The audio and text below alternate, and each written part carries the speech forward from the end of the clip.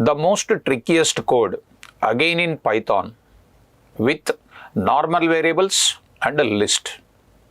This code makes us to understand how to get a single value and how to get variable length values. That is this code demonstrates. Let us consider the following code.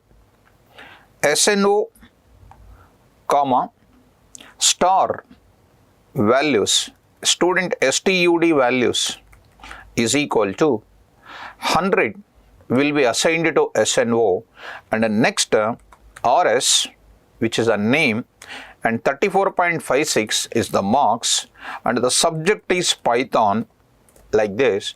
These values which I am highlighting are stored in star STUD values, which can hold variable number of values. The value 100 stored in SNO. Let us print that student number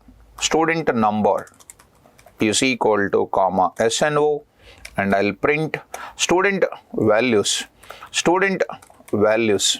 that I will print separately STUD values, which is of type list, star STRUD values are what? List type. Let us run this code and see the output. These are the list of values we got it. This is the trickiest part.